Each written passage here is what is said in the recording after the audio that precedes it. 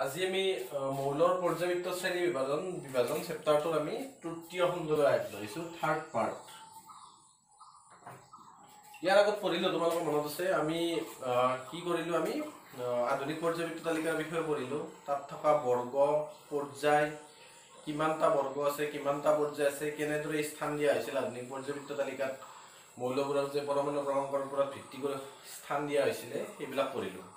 এতিয়া অলপমান বেসিক কথা অলপ জানিব লাগিব। ক্লাস 9তে তোমালোকে জানিব লগা আছিলে বাৰু, ঠিক আছে। মই এতিয়াও বাৰু অলপ বেসিক কথাখিনি কৈ দিওঁ। বেসিক কথাখিনি হ'ল আমাৰ বৰৰ পাৰমাণৱিক আদি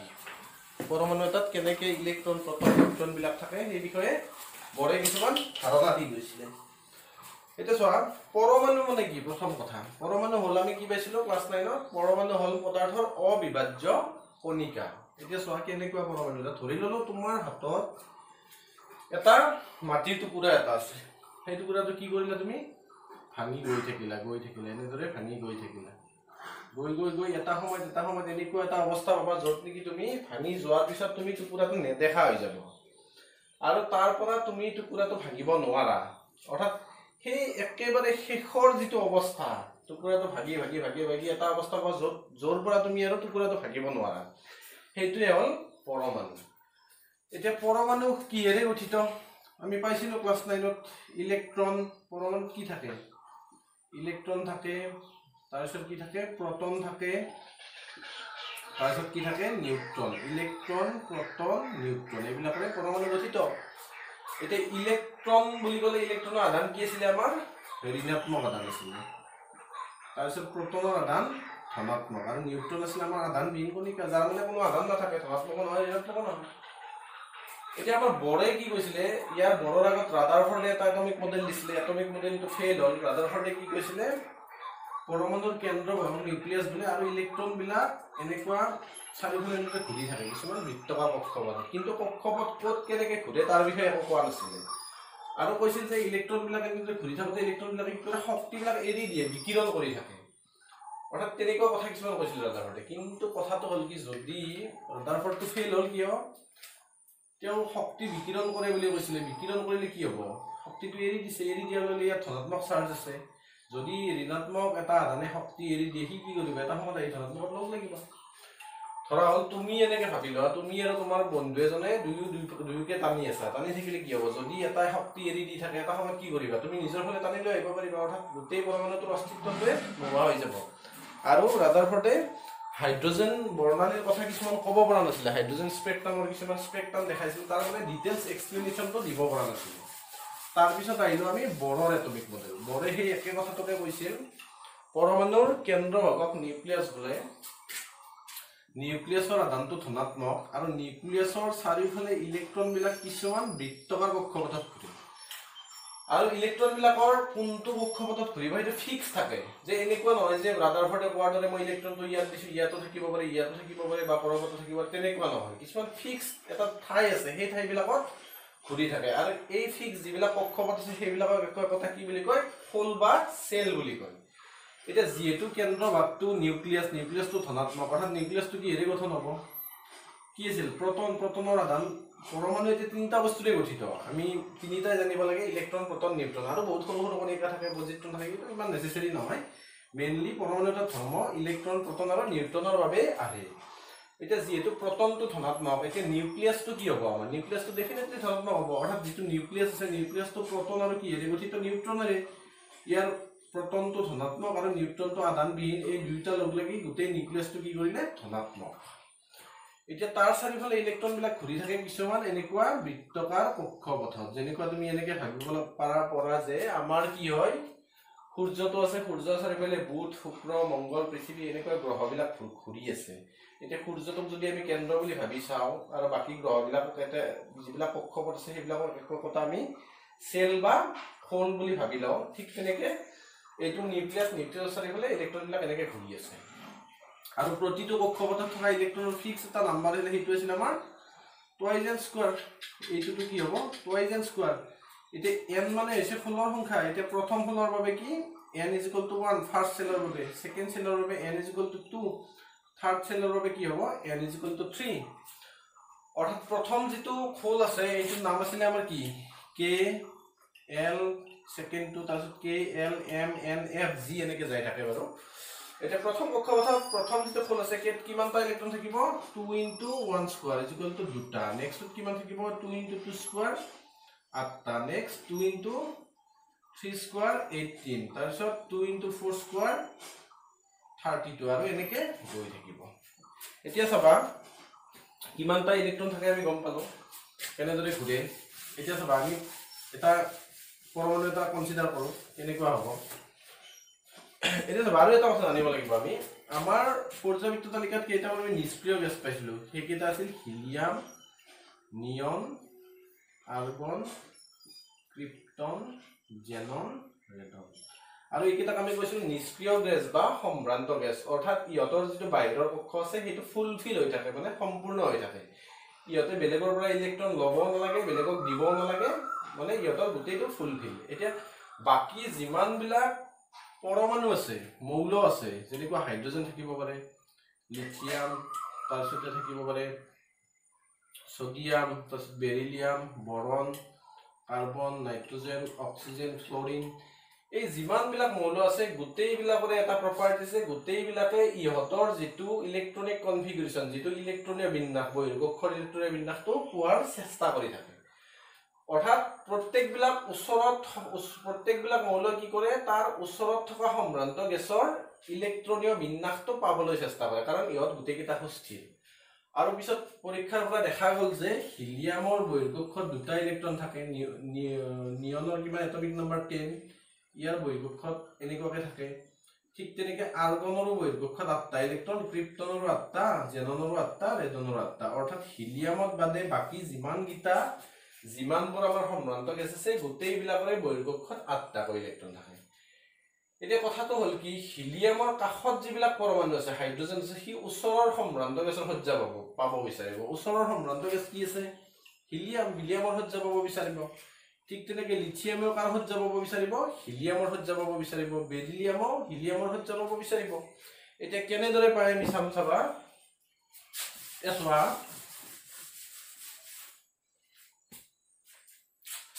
আমাৰ হাইড্ৰোজেনৰ atomic number 1 helium 2 lithium beryllium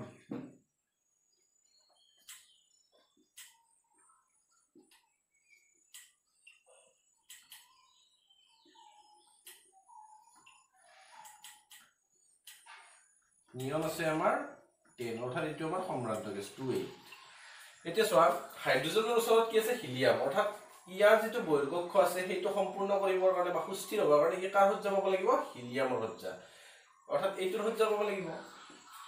ঠিক তেনেকৈ লিথিয়ামৰ কি আছে 3 বহিৰ্গক্ষত কেইটা ইলেক্ট্ৰন থাকে 3টা ইলেক্ট্ৰন থাকে আৰু ইয়াৰ ইলেক্ট্ৰনীয় বিন্যাস হ'ব 2 1 অৰ্থাৎ এই ইলেক্ট্ৰনটো কি কৰিব ই এৰি দি কিনে হিলিয়ামৰ সজ্জা পাবৰ চেষ্টা কৰিব ঠিক তেনেকৈ বেৰিলিয়ামৰ কি আছে 2 2 ইউ ইয়াৰ এই দুটা ইলেক্ট্ৰন এৰি দি কিনে কাৰ সজ্জা পাব বিচাৰিব হিলিয়ামৰ ঠিক তেনেকৈ বৰনৰ কি আছে 2 কিমান হ'ব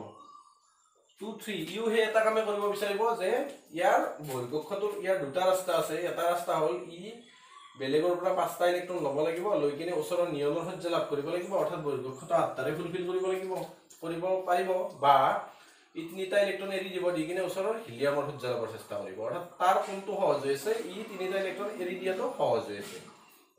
সেইকাৰণে ই 3টা ইলেক্ট্ৰন এৰি দিয়ে অৰ্থাৎ যোজ্যতা 3 দেখুৱায় ঠিক তেনেকৈ কাৰ্বনৰ 2 4 এই যেটো 4টা ইলেক্ট্ৰন আছে ই বেলেগৰ লগত ভাগ বতৰা কৰি আমি কাৰ্বন যৌগত পাইছিলো সহজী বান্ধনী গঠন কৰে অৰ্থাৎ এই 4টা ইলেক্ট্ৰনে ভাগ বতৰা কৰে কিনে ই ওচৰৰ কাৰ সজ্জা লাভ কৰে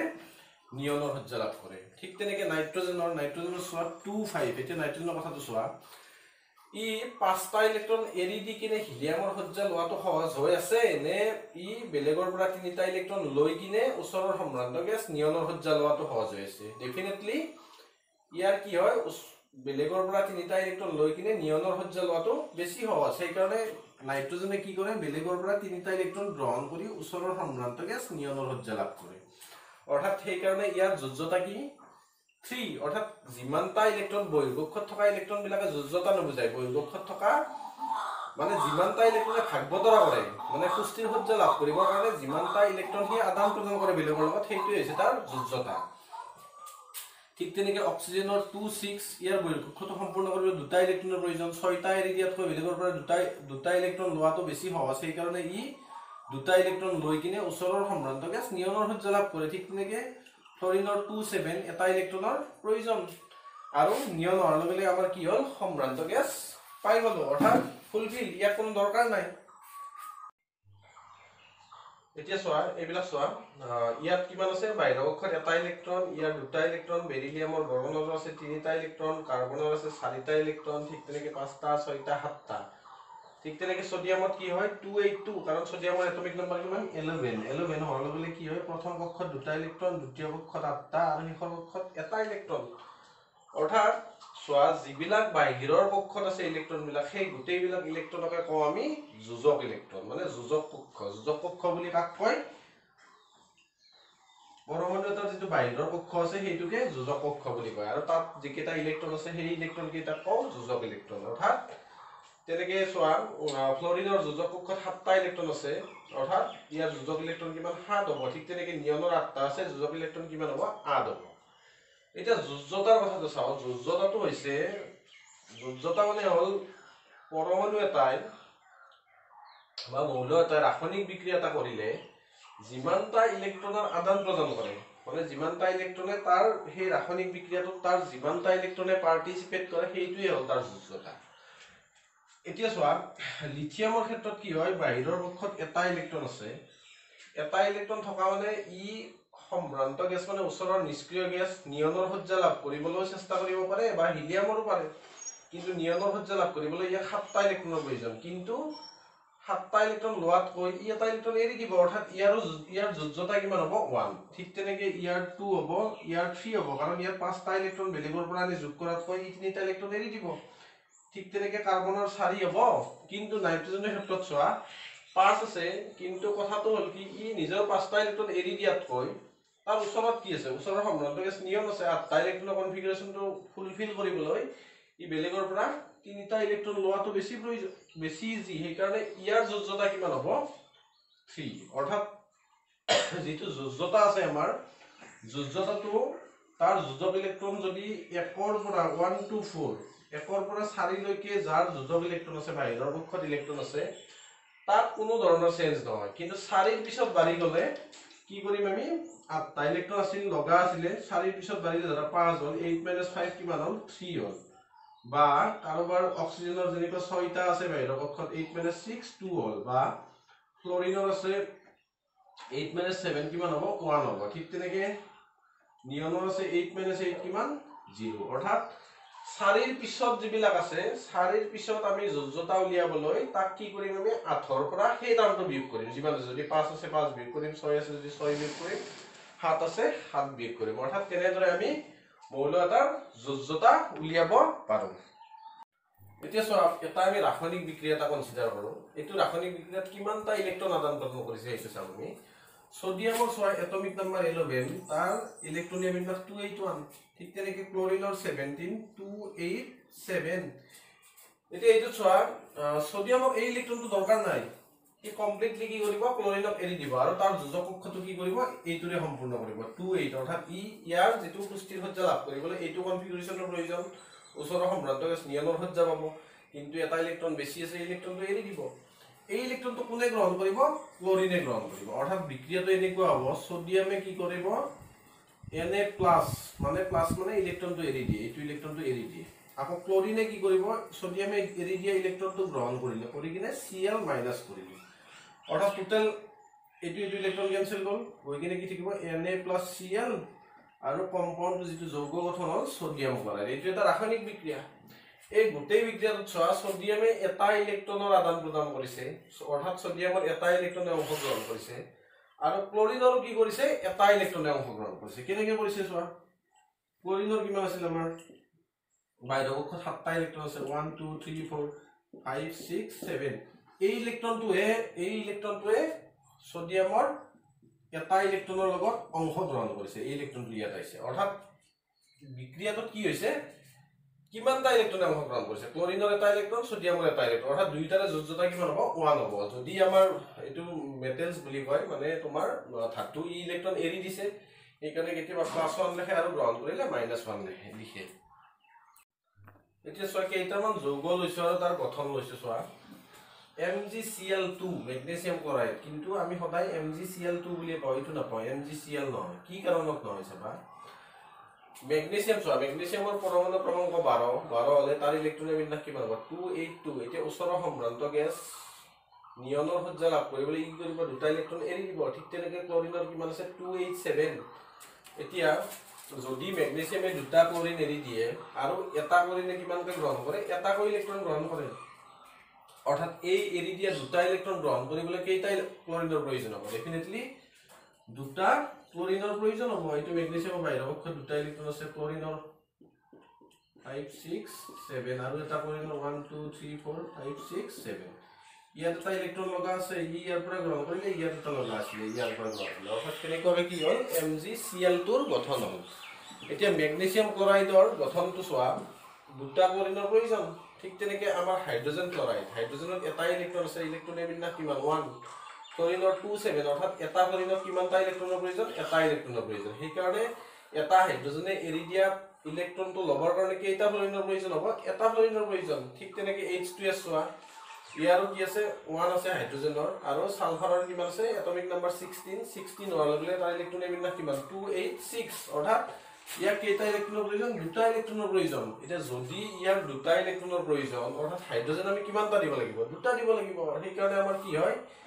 H2S ৰ গঠন হয় এই সকলো ক্ষেত্ৰতে যোজ্যতাটো চোৱা মেগনেছিয়ামৰ কেইটা ইলেক্ট্ৰনে ভাগ মানে ৰাসায়নিক বিক্ৰিয়াত অংশগ্ৰহণ কৰিছে দুটাই কৰিছে আৰু ক্লৰিনৰ কিমানটা কৰিছে ক্লৰিনৰ তুমি 7টা বুলি ক'ব পাৰা 7টা কৰা নাই কাৰণ 1 2 3 4 5 6 7 এই যেটো ইলেক্ট্ৰন এইটোহে অংশগ্ৰহণ কৰিছে এইকেইটা নিজে নিজে ইহঁতৰ দুটাকে ইহঁতে পেয়াৰিং হৈ আছে ইহঁতৰ দৰকাৰ নাই মাত্ৰ এটা ইলেক্ট্ৰন দৰকাৰ অৰ্থাৎ এই এটা ইলেক্ট্ৰনহে অংশগ্ৰহণ কৰিছে সেইকাৰণে তোমাৰ মেগনেছিয়াম ক্লৰাইডৰ অৰ্থাৎ ক্লৰিনৰ যোজ্যতা কিমান হ'ব 1 হ'ব আৰু এই গঠনবিলাক কেনেকৈ পাওঁ আমি পাইছিলা ক্লাছ 9তে মেগনেছিয়াম আৰু ক্লৰিন মেগনেছিয়ামৰ যোজ্যতা কিমান পালো আমি 2 ক্লৰিনৰ কিমান 1 অৰ্থাৎ এইটো ইয়াত যাব অৰ্থাৎ আমাৰ কি হ'ব MgCl2 এনেকুৱাকৈ মেগনেছিয়াম ক্লৰাইড গঠন কৰে ঠিক আছে এইটো আমি এতিয়া চোৱা নেক্সট আহিলো আধুনিক পৰ্যায়বৃত্ত তালিকাৰ বিষয়ে পঢ়িলো আমি এতিয়া মৌলবিলাকৰ ধৰ্মবিলাক কেনেদৰে পৰিৱৰ্তন হয় পৰিৱৰ্তনৰ প্ৰৱণতাটো কেনেকুৱা হয় মানে প্ৰথম আহিলো আমি যোজ্যতা এতিয়া চোৱা হাইড্ৰজেনৰ এটমিক নম্বৰ 1 এই মাত্ৰ ক'লো তাৰ যোজ্যতা কিমান হ'ব 1 হ'ব ঠিক তেনেকৈ হিলিয়ামৰ এটমিক নম্বৰ 2 হোৱাৰ লগে লগে চোৱা তাৰ যিটো হিলিয়ামৰ বাহিৰৰ পক্ষ আছে এই বাহিৰৰ পক্ষটো ফুলফিল হৈ আছে ইয়াত দুটা ইলেক্ট্ৰন আছে অলৰেডি ইয়াক আৰু দৰকাৰ নাই অৰ্থাৎ যেহেতু দৰকাৰ নহ'লে তাৰ যোজ্যতা কিমান হ'ব 0 ঠিক তেনেকৈ আমি দ্বিতীয় পৰ্যায়লৈ আগবাঢ়ো পৰ্যায়ত আমি প্ৰথম চাম যোজ্যতাটো পৰ্যায়ত কেনেদৰে পৰিৱৰ্তন হয় লিথিয়ামৰ কিমান আছিল 2 1 বেৰিলিয়ামৰ 2 2 বৰণৰ 2 3 তাৰপিছত 2 4 2 5 2 6 2 7 2 8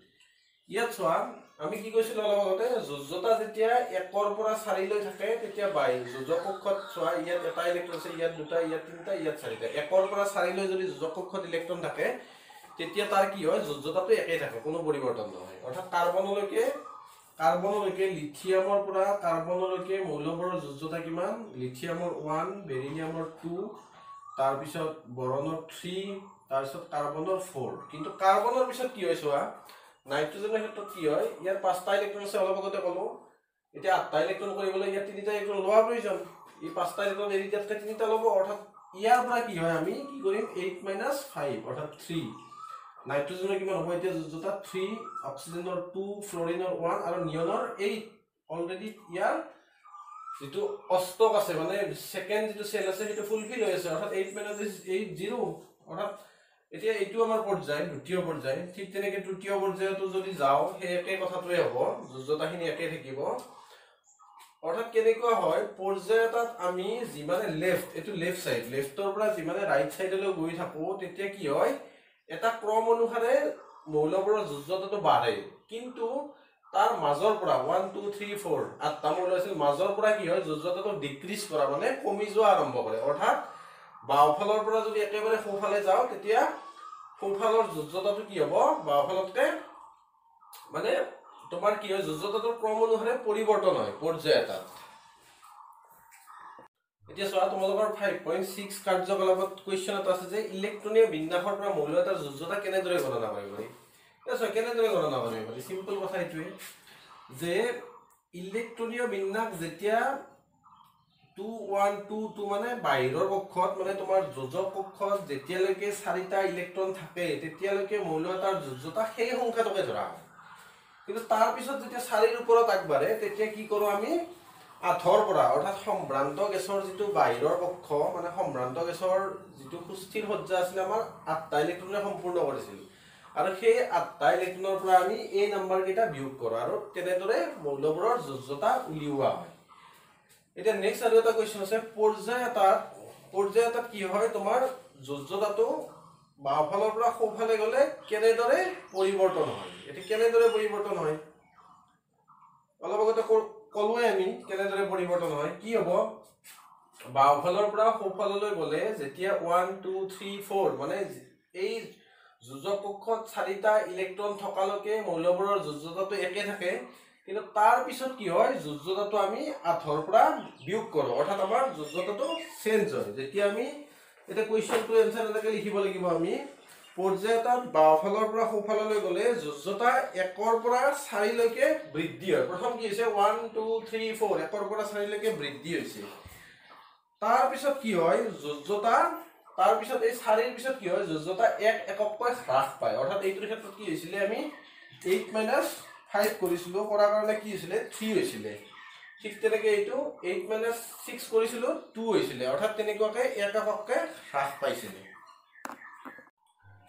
নেক্সট এটা কোৱেশ্চন আছে চোৱা পাৰমাণৱিক সংখ্যা 12ৰ সংখ্যা আৰু 16 মানে মেগনেছিয়াম আৰু সালফাৰৰ যোজ্যতা কিমান হৈছে অলপ আগত কৰিছো মই এইটো 282 অৰ্থাৎ ইয়াৰ কি হ'ব যোজ্যতা 2 হ'ব এটা এটা ধাতু ই দুটা ইলেক্ট্ৰন এৰি দিব মেগনেছিয়াম ইয়াৰ যোজ্যতা 2 হ'ব ঠিক তেনেকৈ সালফাৰৰ কিমান প্ৰথম কক্ষত দুটা নেক্সট কক্ষত 8টা সেকেন্ড কক্ষত 6টা অৰ্থাৎ ইয়াৰো কিমান হ'ব দুটা ইলেক্ট্ৰনৰ প্ৰয়োজন অৰ্থাৎ ইয়াৰো যোজ্যতা কিমান হ'ব 2 কিন্তু ডিফাৰেন্সটো হ'ল যে মেগনেছিয়ামে ইলেক্ট্ৰন এৰি দিয়ে আৰু সালফাৰে এৰি দিয়া ইলেক্ট্ৰনটো গ্ৰহণ কৰে এতিয়া নেক্সট কথা এটা হ'ল যে আমি এতিয়া চাও আমি বৰ্গ এটাত কেনেদৰে আমাৰ যোজ্যতাটো পৰিৱৰ্তন হয়ে নে একেই থাকে চাম আমি এতিয়া চোৱা হাইড্ৰোজেন বুলি কোৱালে এইটো এই এটা ইলেক্ট্ৰন ইয়াত আছে ঠিক তেনেকৈ লিথিয়াম বুলি কোৱাৰ লগে লগে কিমান 2 1 এইটো ঠিক তেনেকৈ সোডিয়াম বুলি কোৱাৰ লগে তিনিটা খোল আহিব 2 8 আৰু কিমান হ'ব 1 অৰ্থাৎ 2 ইয়াত 8টা ইলেক্ট্ৰন আছে আৰু সিফালৰ কক্ষত এটা ইলেক্ট্ৰন আছে ঠিক তেনেকৈ পটাছিয়াম বুলি কোৱাৰ লগে লগে 2 8 8 1 এইটো হ'ল পটাছিয়াম ঠিক তেনেকৈ ৰুবিডিয়াম চেছিয়াম ফ্ৰন্টিয়াম এটা থাকিব এটা খোলৰ ইয়াত প্লাস হৈ যায় থাকিব এতিয়া চোৱা প্ৰতিটো ক্ষেত্ৰতে যদি আমি ইলেক্ট্ৰনীয় বিন্যাসটো লক্ষ্য কৰো ইয়াত কি আছে 281 এইটোত কিমান হ'ব আমাৰ 2881 ঠিক তেনেকৈ এইটোৰো কি থাকিব এটা ইলেক্ট্ৰন থাকিব প্ৰতিটো ক্ষেত্ৰতে কি হৈছে বৰ্গ এটাত গোটেই কেইটা মৌলৰে বাহিৰৰ কক্ষত এটা ইলেক্ট্ৰন থাকে অৰ্থাৎ ইলেক্ট্ৰনৰ সংখ্যাটো একেই থাকে ঠিক তেনেকৈ সেকেন্ড বৰ্গটো যদি ধৰো মেগনেছিয়াম ধৰো ক্যালসিয়াম ধৰো এইবিলাক কৰিলেও আমি কি পাম বাহিৰৰ কক্ষত দুটা ইলেক্ট্ৰন পাম অৰ্থাৎ বৰ্গ এটাত মৌল এটাৰ যোজ্যতাৰ কোনো পৰিৱৰ্তন নহয় বৰ্গ এটাত মৌলৰ যোজ্যতাটো একেই থাকে আমি বৰ্গ এটাত যিমানে ওপৰৰ পৰা তললৈ নাহো কিয় গোটেই বৰ্গটোতে মৌলৰ যোজ্যতাৰ কোনো পৰিৱৰ্তন নহয় এতিয়া চাবা নেক্সট এটা কথা আছে পাৰমাণৱিক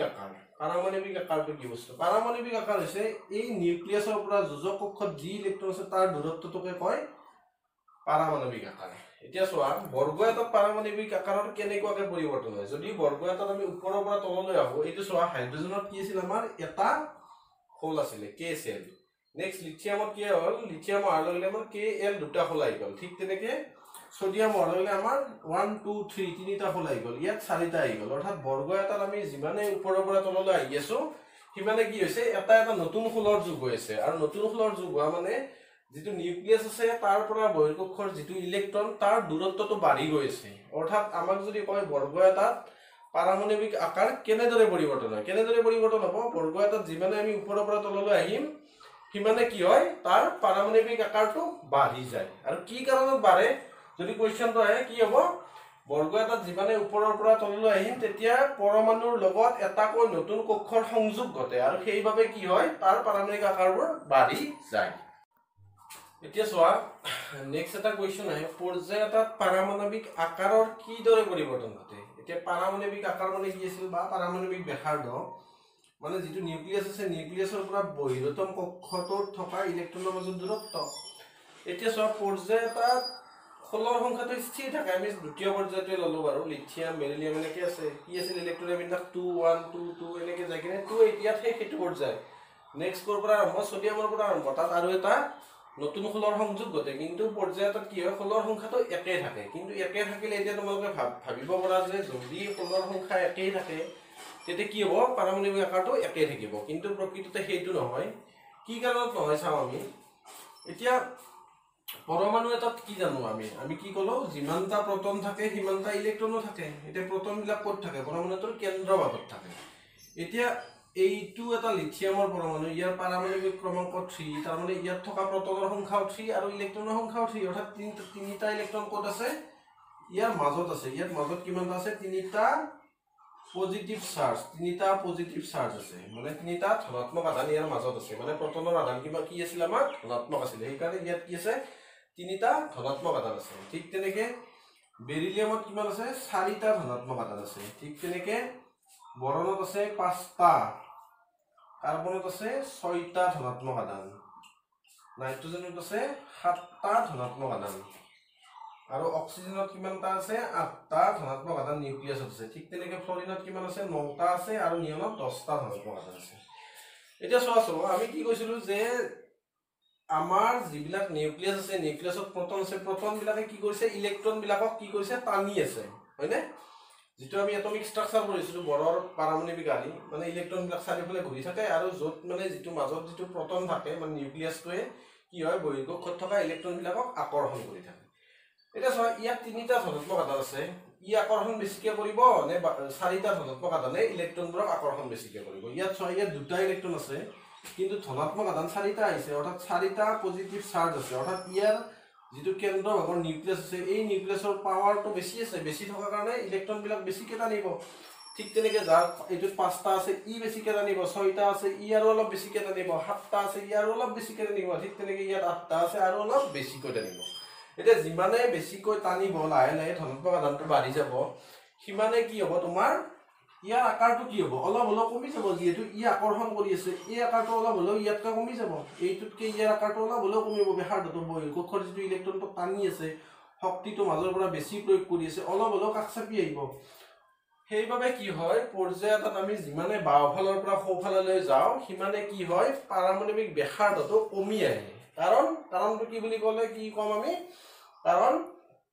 নিউক্লিয় আধানৰ মান বাঢ়ে পৰ্যায় এটাত যিমানে বাওফালৰ পৰা সোঁফালে যাওঁ এই নিউক্লিয়াছত থকা যেটো আধান হেতুক আমি কি কওঁ নিউক্লিয় আধান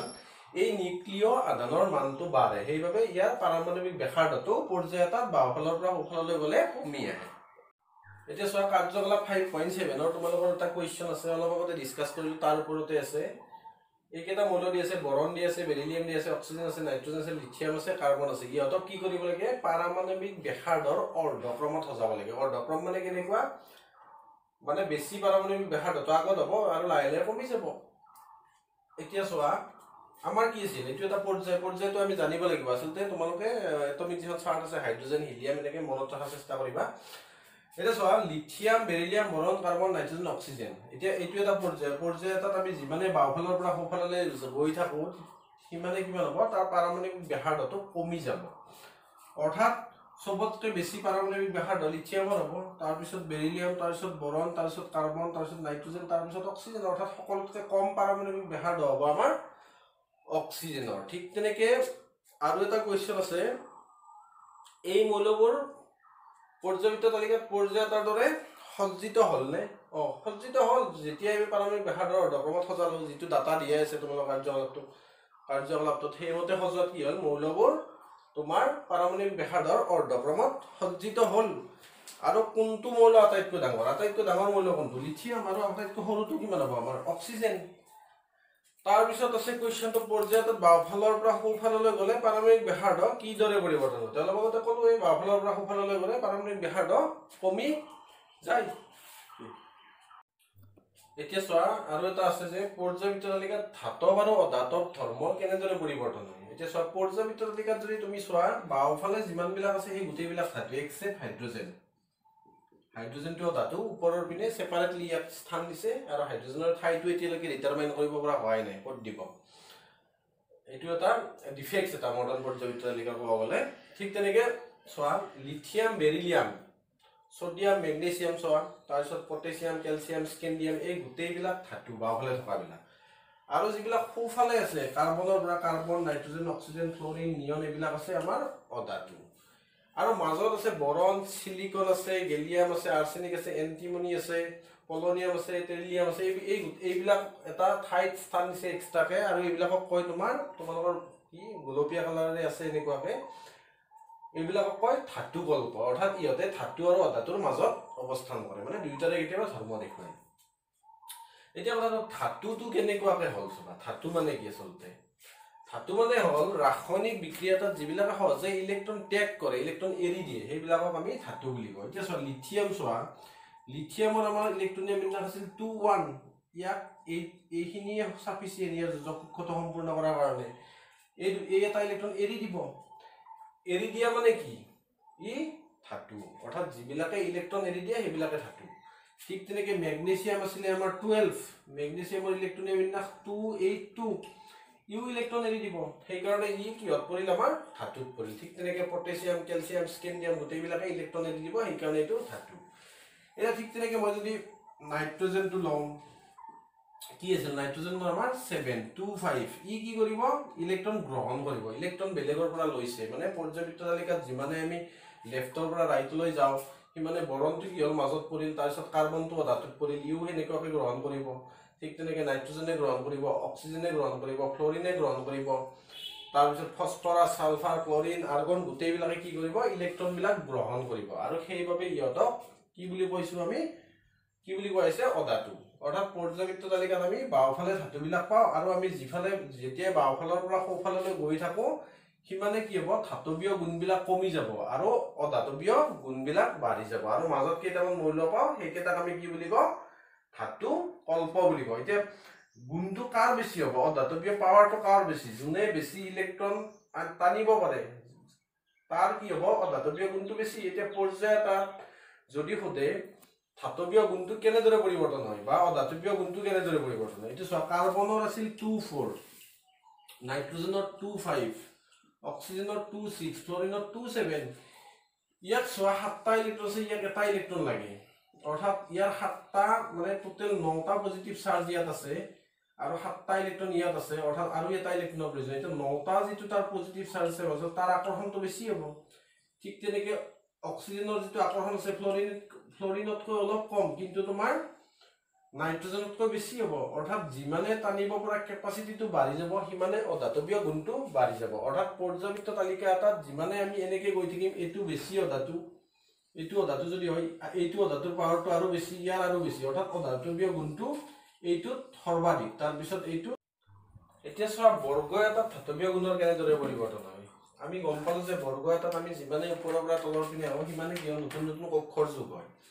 অৰ্থাৎ নতুন খোল যোগ হোৱা মানে যদিও ইয়াত নিউক্লিয়াছৰ চাৰ্জটো বাঢ়িছে কিন্তু বহিৰ্কক্ষৰ ইলেক্ট্ৰনটোৰ পৰা দূৰত্ব বাঢ়ি গৈছে।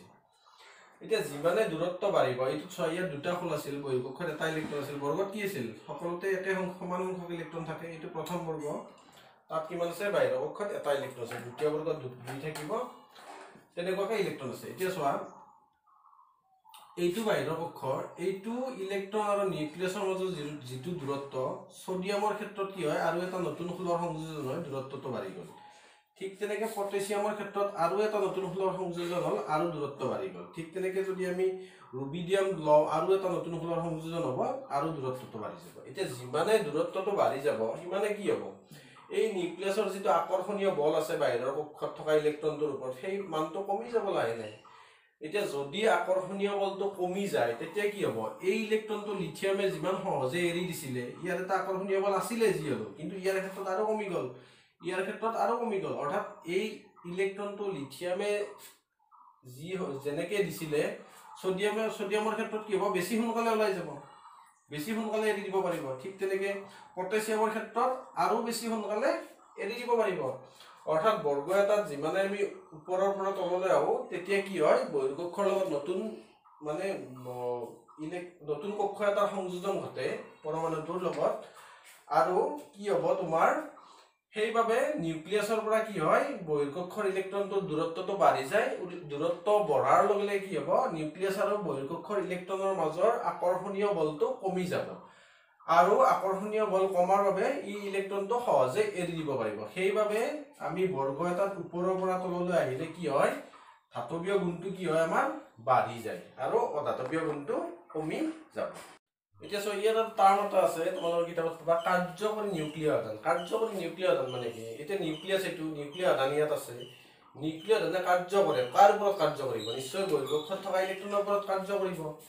এটা কাৰ্য কি কৰে ই ইলেক্ট্ৰনটো নিজৰ ফালে টানে এটা যিমানে কাৰ্যকৰী নিউক্লিয় আধান বাঢ়ে কাৰ্যকৰী নিউক্লিয় আধান বঢ়া মানে বহিৰ্কক্ষত থকা ইলেক্ট্ৰনৰ ওপৰত কৰা কাৰ্যটো বাঢ়ি গৈছে অৰ্থাৎ নিজৰ ফালে টনাৰ পৰিমাণটো বাঢ়ি গৈছে এতিয়া পৰ্যায় এটাত কি হৈছে পৰ্যায় এটাত এই একে কথাটো ইয়াত যেহেতু লিথিয়ামৰ তিনিটা আছিল সেই আগতে কৈছিল তিনিটা প্ৰটন আছে ইয়াত চাৰিটা প্ৰটন আছে ইয়াত পাঁচটা প্ৰটন আছে পাঁচটা পজিটিভ চাৰ্জ আহিল ইয়াত ছয়টা পজিটিভ চাৰ্জ আহিল অৰ্থাৎ যিমানে ধনাত্মক আধান বাঢ়ি গ'ল ফলৰ সংখ্যাটো একেই আছে অৰ্থাৎ এই বহিৰ্কক্ষত থকা ইলেক্ট্ৰনবোৰৰ ওপৰত ক্ৰিয়া কৰা কাৰ্য কৰা অৰ্থাৎ যিটো কাৰ্য কৰিছে সেই কাৰ্যকৰী নিউক্লিয় আধান এইটো নিউক্লিয় আধানে কাৰ্য কৰিছে কাৰ্যকৰী নিউক্লিয় আধানৰ মান বাঢ়ি গৈছে এতিয়া বাঢ়ি যোৱা মানে ইয়াত থকা ইলেক্ট্ৰনবিলাক এৰি দিব নোৱাৰিব সোনকালে ইয়াতো বাঢ়ি গৈছে এনেকে কাৰ্বনৰ ক্ষেত্ৰত বাঢ়ি গৈছে এতিয়া বাঢ়ি যোৱা মানে কি ই বাহিৰৰ কক্ষত যিকেইটা ইলেক্ট্ৰন আছে সেই ইলেক্ট্ৰন কেইটা এৰি দিব নোৱাৰে অৰ্থাৎ এৰি দিব নোৱাৰা মানে কি বেলেগৰ পৰা গ্ৰহণ কৰিব এতিয়া যদি ইলেক্ট্ৰন এৰি দিলে হয় তেতিয়া ধাতু হ'ল হয় এতিয়া যিমানে ইলেক্ট্ৰন এৰি দিব নোৱাৰে বেলেগৰ পৰা গ্ৰহণ কৰিব সেইবাবে কি হয় পৰ্যায় এটাত আমাৰ বাওঁফালৰ পৰা সোঁফাললৈ অধাতৱীয় গুণটো বাঢ়ি যায় এতিয়া বঢ়াৰ কাৰণটো হ'ল কি কাৰ্যকৰী নিউক্লিয় আধানৰ মান বঢ়াৰ বাবে কি হয় পৰ্যায় এটাত বাওঁফালৰ পৰা সোঁফাললৈ গ'লে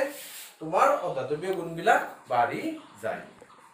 এতিয়া এটা টাৰ্ম আছে ধাতৱ অক্সাইড আৰু অধাতৱ অক্সাইড কি কৈছে ধাতৱ অক্সাইডবোৰ ক্ষাৰকীয়